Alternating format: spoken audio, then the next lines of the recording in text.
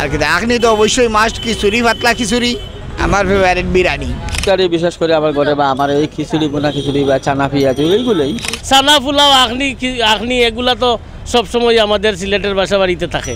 সবচেয়ে জিলাপি, চানা পেঁয়াজি না চাললে ভালো লাগে না। প্রথম বিরিয়ানি বা পেঁয়াজি, বেগুনি, ও তো একটার পর একটা, এটা তো রিয়েলভাবে বহুত দিন পুরানাই চলে। আর কি আখনি তো অবশ্যই মাস্ট, খিচুড়ি, পাতলা খিচুড়ি আমার ফেভারিট, বিরিয়ানি। আখনি এটা না থাকলে চলে না, না ভালো লাগে না।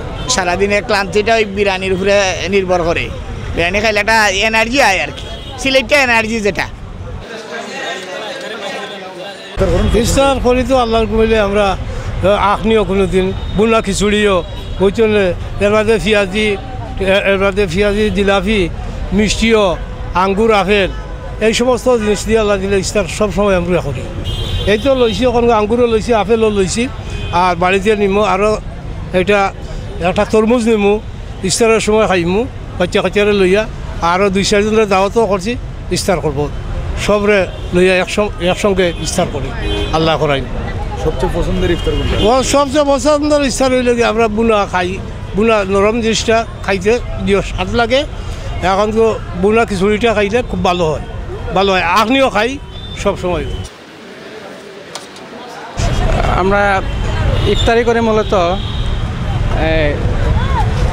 আমি যেটা করি আর কি, খিচুড়ি মানে আখনি তৈরি করা হয় ডেলি, আর সাথে ছানা আছে, তারপরে আলুর চপ, তারপরে হচ্ছে সালাদ, আর রুফ আফজা আছে ওই, অথবা একটু শরবত তৈরি করি আমরা, একটু শরবতের আইটেম তৈরি করি।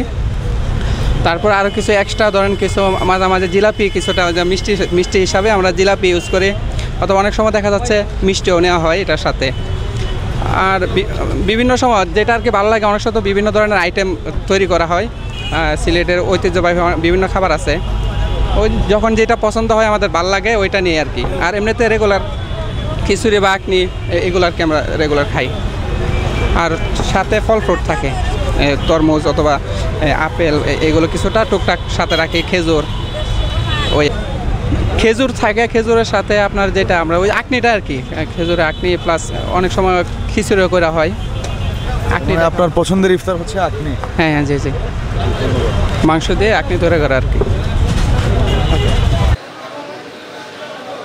পছন্দের বাসাতে আমার খিচুড়ি, আখনি, চানা, পেঁয়াজি, আরও অনেকগুলো আছে, বেগুনি আছে, এরপরে জিলাপি আছে।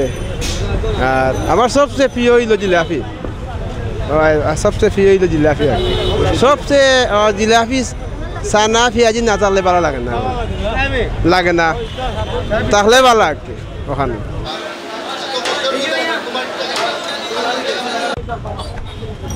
আচ্ছা, আপনি তো সিলেটি মানুষ, গিয়েছিলেন বাসায় কি দিয়ে ইফতার করেন আর কি? হ্যাঁ, বাসায় তো ইফতার করি ওই নর্মালি যেগুলা খাজুর, খিচুড়ি, ছানা পেঁয়াজি, এইগুলো, এর বেশি কিছু না, এইগুলো। আপনার পছন্দের ইফতার? পছন্দের আমার ইফতারি বিশেষ করে আমার ঘরে বা আমার এই খিচুড়ি, বোনা খিচুড়ি বা চানা পেঁয়াজি এইগুলোই, এইটাই বেশি।